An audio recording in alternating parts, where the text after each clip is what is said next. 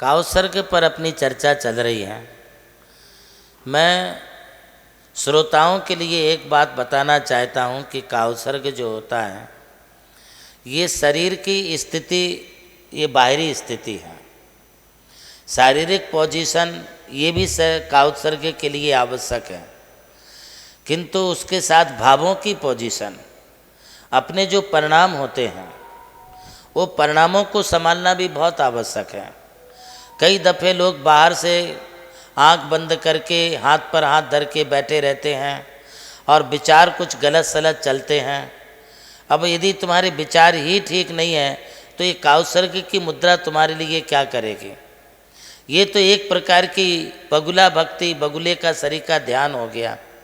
जैसे कोई बगुला पक्षी तालाब पर जाता है और वो एक पाँव से, एक टांग से खड़ा रहता है, किंतु उसका ध्यान तो मछली पकड़ने के लिए होता है। वो दुर्ध्यान है। बाहर से दिखता है कि बहुत शांत खड़ा है, किंतु भीतर से उसके परिणाम अच्छे नहीं हैं। जब राम लक्ष्मण सीता पंप सरोवर के पास पहुँचे, सीता ने कहा मुझे प्यास लग रही है, तो लक्ष्मण भैया पानी लाने गए। वो पानी लाने के लिए गए और वहीं खड़े हो गए। इतनी देर तक पानी लेके क्यों नहीं आया। इतने में प्रभु राम वहाँ पर पहुँचे। राम ने कहा भैया पानी लेने में इतनी देर क्यों। तब लक्ष्मण ने कहा देखो भैया, ये बगुला पक्षी कितनी देर से एक ही पाँव पर खड़ा है, कितना ध्यान कर रहा है। तब राम ने कहा लक्ष्मण तुम बहुत भोले हो, ये एक पाँव पर नहीं खड़ा है बल्कि ये मछली को पकड़ने का ध्यान कर रहा है। महानुभावों, शारीरिक पोजीशन के साथ अपने भावों को भी संभालना ये अपना परम कर्तव्य होता है। यदि भाव अच्छे हैं, भाव निर्मल हैं, तो आपका काउत्सर्ग सार्थक है। और भाव यदि अच्छे नहीं हैं, भावों में मलिनता है, भाव राग द्वेष चल रहा है, किसी से बैर बैमनस चल रहा है, तो फिर तुम्हारा काउत्सर्ग सार्थक नहीं होगा। अम्मा जी आप रोज़ प्रतीकमण पढ़ते हैं, सामायिक भी करते हैं। ये प्रतीकमण और सामायिक के पहले एक बात बोली जाती है कि खम्मामी सब जीवाणाम सभ्य जीवा खमंतु में मित्ते में सब बोधेसु बैरम मज्जम न कैन भी। इसका मतलब है कि हे भगवान, मैं जब तक प्रतिक्रमण और सामायिक करूँगा, मेरा आप सब जीवों से क्षमा भाव है, सब जीव मुझे क्षमा करें। मेरा किसी से कोई बैर भाव नहीं है, मेरा सभी जीवों से मित्रता का भाव है। आपने ये श्लोक पढ़ तो लिया, ये मुख से बोल तो दिया, हाथ जोड़ तो लिए, किंतु वास्तव में क्या तुम्हारे मन में ये जो बैर भाव था वो खत्म हुआ। जो तुमने क्षमा के भाव व्यक्त किए हैं वो मन में भी आना चाहिए। और ये बोलने की बात नहीं है कि उत्तम क्षमा, सबसे क्षमा, सबको क्षमा, ओम ह्रीम नमः, ये आप बोलते हैं, बड़ी अच्छी बात है, ये भी एक व्यवहार है, किंतु भीतर से भी अपनी कालुष्यता दूर होनी चाहिए।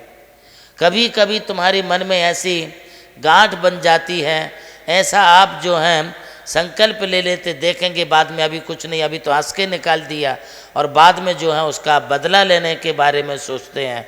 तो ये क्षमा कैसी हुई तुम्हारी, तुम्हारा तो क्षमा भाव आया ही नहीं है। जबकि काउत्सर्ग में, प्रतिक्रमण में, आवश्यक क्रियाओं में ये सबसे आवश्यक होता है कि हम सब प्राणी मात्र के प्रति क्षमा भाव रखें, किसी के प्रति भी किसी प्रकार का कोई दुर्भाव ना रखें, किसी के प्रति हम बैर बैमनस ना रखें। फिर उसके बाद आप काउत्सर्ग में स्थित हों, अब पूर्ण राग द्वेष से रहित हों। फिर ये काउत्सर्ग आप जो हैं, हमारे भगवती आराधनाकार श्री शिव कोटि आचार्य ने 4 प्रकार से कहा है। इसे आप समझने की कोशिश करें। मैं इसे शास्त्रीय और आध्यात्मिक दृष्टि से आपके लिए बता रहा हूँ। भाई साहब सुनिए, सबसे पहला काउत्सर्ग होता उत्थित उत्थित। इसका मतलब है कि आप शरीर से खड़े हैं, बिल्कुल जैसी जिन मुद्रा होती है उसी मुद्रा में खड़े होना। आपने खड्गासन प्रतिमाएं देखी हैं काउत्सर्ग मुद्रा में। गोमटेश्वर भगवान बाहुबली खड़े हैं नमोकार तीर्थ पर, पंच परमिष्टि की मूर्तियाँ काउत्सर्ग मुद्रा में खड़ी हुई हैं। 31 फुट से लेके 51 फुट तक की मूर्तियां खड़ी हैं। एक बाजू में भगवान नेमिनाथ, पार्श्वनाथ, महावीर स्वामी की 31 फुट की मूर्ति खड़ी है, तो दूसरी तरफ भगवान भरत, भगवान आदिनाथ और भगवान बाहुबली की 31 फुट की मूर्तियां खड़ी हैं। ये खड़ी मूर्ति कैसी खड़ी है? दोनों हाथ लटक रहे हैं, दोनों पांवों के पंजे में 4 अंगुल का अंतर है। अपने अपने हाथ की अंगुलियों से 4 हाथ का अंगुल अंतर रहना चाहिए बीच में, और फिर पूरी सीधा खड़ा होना चाहिए। ना शरीर को हिलाना चाहिए, ना डुलाना चाहिए, ना शरीर को कंप भी नहीं करना चाहिए।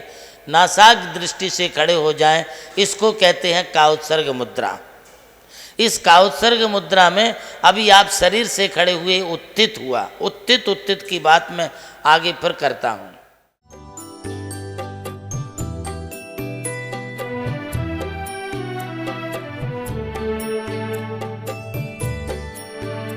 जैन धर्म केवल धर्म नहीं, जन जन का धम है। यही है इस धर्म की संस्कृति। सन 2010 चातुर्मास के दौरान मांगी तुंगी और गजपंथा की तीर्थ यात्रा के बाद एक रात्रि गजपंथा की पहाड़ियों पर विश्राम करते समय आचार्य श्री देवनंदी जी महाराज को एक दिव्य स्वप्न प्राप्त हुआ। स्वप्न में उन्होंने देखा कि एक ऐसा तीर्थ जिसकी कोई कल्पना भी नहीं कर सका था, एक ऐसा स्थान जहां पंच परमेष्ठियों की भव्य मूर्तियां हों, एक ऐसा समव शरण जो समर्पित हो जैन धर्म की शाश्वत परंपरा को। उस दिव्य संकेत को जीवन में उतारने के लिए आचार्य श्री कुंथलगिरी की ओर विहार पर निकल पड़े। वहां एक श्रद्धालु ने अपनी भूमि पूज्य गुरुदेव को समर्पित की और यहीं से आरंभ हुई मुंबई आगरा हाईवे NH3 स्थित णमोकार तीर्थ के निर्माण की महायात्रा। ये वही भूमि है जिसे राम टेकड़ी कहा जाता है, जहां भगवान रामचंद्र जी ने 12 लाख वर्ष पूर्व तपस्या की थी। आज यही भूमि बन रही है जैन संस्कृति का जीवंत प्रतीक णमोकार महातीर्थ। यहां बन रही है 51 फीट ऊंची अरिहंत परमेष्ठी की मूर्ति, चारों दिशाओं में 31 फुट ऊंची अन्य परमेष्ठियों की मूर्तियां। कुल मिलाकर एक अद्वितीय समवशरण की रचना है, जिसका वर्णन Guinness book of world record में दर्ज हो चुका है।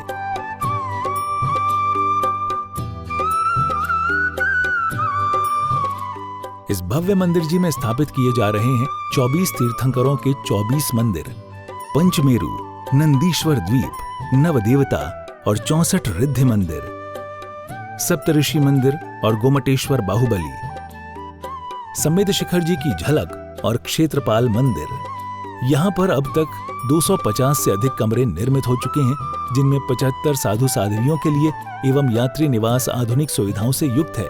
AC रूम, भोजनशाला, कैंटीन और विशाल गुरु मंदिर।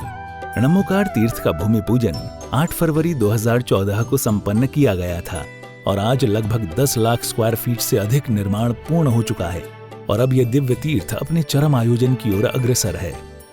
2026 में जिन शासन के वरिष्ठतम आचार्य परम पूज्य साधना सम्राट गणाधिपति गणधराचार्य श्री कुंथुसागर जी महाराज के सानिध्य में एवं परम पूज्य प्रज्ञा श्रवण सारस्वताचार्य श्री देवनंदी जी महाराज की प्रेरणा एवं निर्देशन में 400 से अधिक साधुओं की उपस्थिति में आगामी 6 से 13 फरवरी 2026 में णमोकार तीर्थ का भव्यातिभव्य अंतर्राष्ट्रीय पंच कल्याणक प्रतिष्ठा एवं महामस्तकाभिषेक महोत्सव का आयोजन होने जा रहा है। खुल रहा है पुण्य का द्वार, जो करेगा भव पार।